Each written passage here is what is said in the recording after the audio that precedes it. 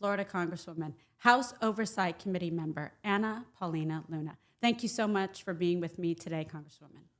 Thank you, Kimberly. Glad to see you again. Hey, I know. We've been spending a lot of time together. Really great points you made. Love that you asked for perjury charges, for a full review of the record. I am so tired of these people lying. And I want to tell you something. When you said we need to, give these answers to the American people, that's absolutely correct. The American public has a right, and they deserve to know what happened. And I love that you also said that none of you feel safe with her in that position. And that is really strikes to the core when you think about it. To all your family members at home that are sitting there worrying about you and the job that you're doing, okay? It's not unprecedented that, a member of Congress has been attacked or shot. I mean, look at poor Steve Scalise. And this woman is in charge of safety. She shouldn't even be in charge of a crosswalk. That's how incompetent and evil she is. So, we didn't get many of the answers that we all wanted from the director today. She's refusing to resign. How shocking were her remarks in general to you and your colleagues? You've been talking to all of them in this oversight hearing. We all left disgusted, and shortly after the hearing ended, actually, the ranking members Raskin and Comer put out a letter asking for her formal resignation. So this is bipartisan calls because she just would not comply with any of the questioning, whether it was Democrat or Republican. But I want also people to know that there's a lot that I can talk about that is not classified. So first and foremost, they actually tried to get us to do this in a room without media present, meaning that they didn't want the American people to see how much they were working against us actually being able to truly figure out what happened. So they wanted it done in secret. Only after she was subpoenaed, because Mayorkas actually was putting pressure on her not to show up, did she actually show up today. And then more importantly, she actually made an omission during the testimony. I forget which member had asked her. I think it was Marjorie Taylor Greene, that she actually did not know the timeline of events, of which I was actually looking at transcripts from whistleblowers that had a timeline where her own people were actually throwing her under the bus. And also law enforcement was actually admitting Secret Service never showed up to the briefings. They had actually, they don't know what happened with communications because they were well aware of, I think about like 5 minutes before the shooter actually took the first shot against President Trump. They're actually already aware of him and where he was at, and maintaining information on the suspect. And then also too, I think one of the most concerning things was, Kimberly, is that I asked about specifically something that I've seen floating around on the internet in regards to potentially a second shooter. And she could not confirm that. She says in one instance earlier in the day, she would not confirm it to Representative Biggs. You played the clip about if the shooter was acting alone. And then we were also briefed earlier that day that it was very likely, and Secret Service has not ruled out the fact that the shooter was acting alone. And then she confirmed in her opinion, she said that she thought that the individual was acting alone. So it was all conflicting information. But again, I mean, she couldn't even answer the basics to dispel any rumors that might be there, which means that she's putting her own people at risk. So just the whole thing, I think that she needs to go. But again, I mean, I actually talked to my Democrat colleagues, and if she doesn't resign, we are bringing in inherent contempt, and I will have the votes with Democrats voting with us to bring that charge against her. Amazing. Good. I know you'll get after it. It was so upsetting to even just watch and see. It's like that. She could sit there like that, just arrogant, disgusting, after our beloved president was almost assassinated, and it's her fault. Okay. And they're not supposed to fail, but they failed miserably. And now she's failing again by refusing to answer the questions. So it's very dishonest.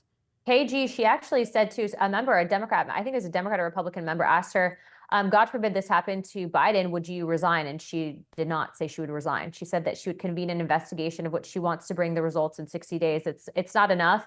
But again, I think this goes back to Congress is supposed to be a treated equal branch of government. And because of what's been happening with especially this administration, just continuing to disrespect us and really hammer us down, we're not. And so that's why I think it's really important for Republicans across the board and Democrats too to realize that contempt of Congress, inherent contempt, is incredibly important. And so we haven't ruled out bringing that against her. And again, Democrats will vote with me on that. So yeah, I'm not afraid to use it. Good. I know you're not. Yeah. And you brought the hammer today. I love that. So let's talk a little bit more about the perjury, because, as a former prosecutor, I'm fascinated by that. And I hate liars. So when do you guys plan, in terms of the timeline, on reviewing the transcript and what statements, can stand out for you, et cetera? Yeah, so I actually went up right at the beginning when Rep. Krishnamurthy was actually asking her about if Secret Service had knowledge of the shooter prior to him taking shots, and she said no, we had no knowledge. And she didn't specify, she kept trying to say, oh, well, whether they were a threat or a suspicious person. She actually did not specify. She said we had no knowledge. So I actually walked up at that point to Rep. Comer and I said, hey, I have a transcript here that says actually there was correspondence with Secret Service where they were notified of the suspect at this time and actually marked it. And I said, I'm going to ask for you to consider perjury charges when it's time for my questioning. And as more members came up, I think Representative Byron Donalds asked a similar question. She also denied it at that point in time, of which we had testimony. And there is group chat evidence. And I think that it's important to say that there's a reason why Mayorkas is blocking our inquiry into the communications with Secret Service. And also, too, in the reports that I read, Kimberly, they actually had also stated that the communications between law enforcement and Secret Service were all siloed, meaning that it's pretty crazy to me that you would have a block and a siloing of communication like that. And then also the minute that they found out that people weren't immediately rushing President Trump off the stage. So that's where we caught her, not to mention the other conflicting information that we received in regards to, was the shooter acting alone? Other information that was pretty basic, she was refusing to comply with. So that should happen immediately. I hope that they're doing that currently. But yeah, I do believe that she perjured herself. Okay, so do we need a House Select Committee to get to the bottom of this? And because, do you actually trust, and it's just a fair question, the FBI to investigate this? She seemed to lean in on them about it. I have zero faith in the FBI to do this, which is why from the get-go, I've been asking for a select committee on this. We're calling it a task force. And I do believe, Kimberly, that we're going to be voting on that on Wednesday. I think it's going to be comprised of 6 Republicans, 5 Democrats. And then it won't be chaired, as far as I know right now. I don't think the chairman will be Comer or Jordan, or I think any current chairman. And so Johnson is deliberating on who is going to be a part of that investigation committee currently. They'll have staffing, funding, and a full subpoena power and authority. But I think we need very aggressive people, because the one thing I'm sick of, Kimberly, yes. Yeah, I'm sick of people just writing angry letters and saying they're going to do something and then fundraising on it on Fox News and not doing anything. So yeah, aggressive. Tired of it too. Yeah. Yeah. So I hope it's a bunch of pit bulls in there. Maybe. I mean, I think we're looking pretty good on it. But the fact is that it's a blessing that Trump is still with us. But yeah, she is, I think, really complicit. She's accepted responsibility, but also she's refusing to comply, which makes her just as guilty, in my opinion. No, you're absolutely right. Okay, so let's talk about this too. I got to get my money's worth from here, right? Yeah. I mean, I am from Florida, and you're from Florida. This is our Congresswoman. She's answering the questions for the people, unlike the Secret Service director today. Okay, so Joe Biden exiting the race. Okay, that was like a crazy day yesterday. It doesn't appear that Democrats really care about democracy at all. Okay, they had a primary, but I guess they were just playing pretend. Well, what's interesting is I heard about his kind of exiting a couple months ago, and I actually messaged on it, and I think Newsweek said I was crazy, and then go figure. I remember that you said this. Yeah, I said it, and people thought I was nuts, and then of course I was telling the truth, and now I'm vindicated. But the point is that what's interesting to me is that I do believe, and leading up to what happened with us bringing the vote on the floor with contempt of Congress with Garland and the Hurd tapes, I believe that Democrats knew there was a cognitive issue. I spoke to actually some of the Democrats in the Never Biden camp on the floor, and they're like, why do you even need the tapes? All you have to do is look at the debate. He's clearly not there. And so they actually knew that he had some cognitive issue. I just don't think that he was going to, they think that he was going to kind of tap out as quickly as he did. Because of whatever he has, his condition has clearly gotten worse.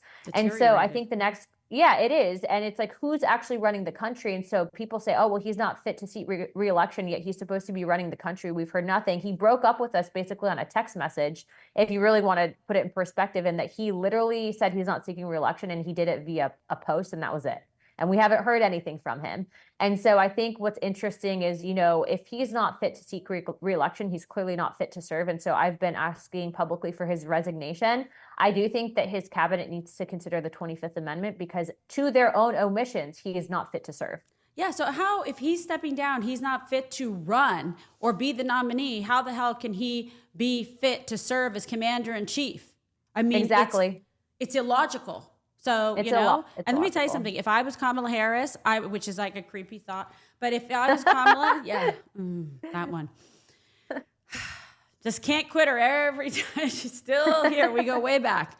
I would be working my butt off behind the scene and have my people like help whip support to have him step down.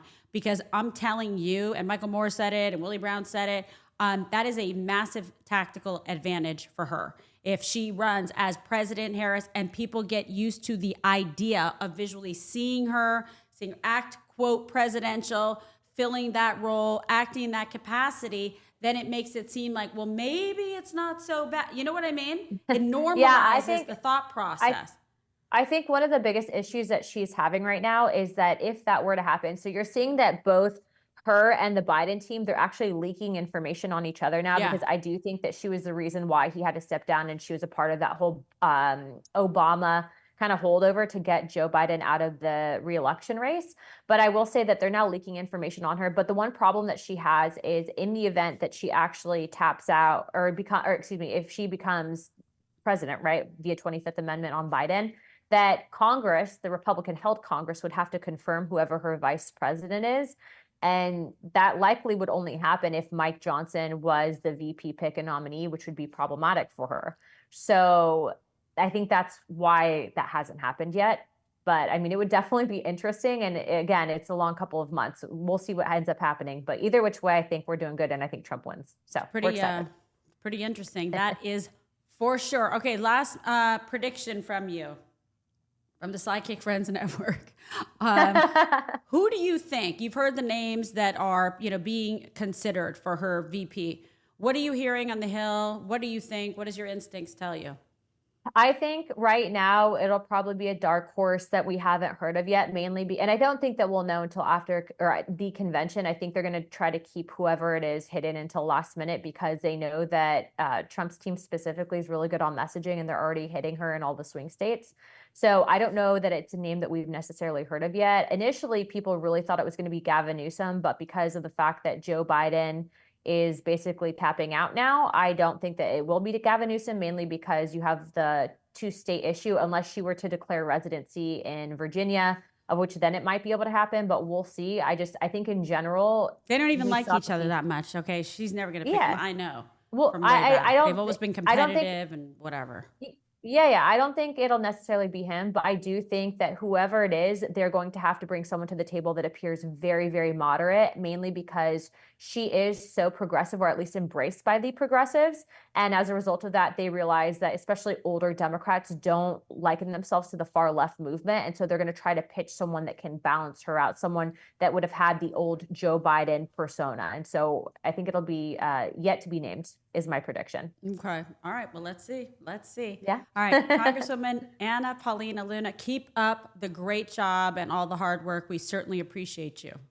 Thank you. All right. Thank you, my friend.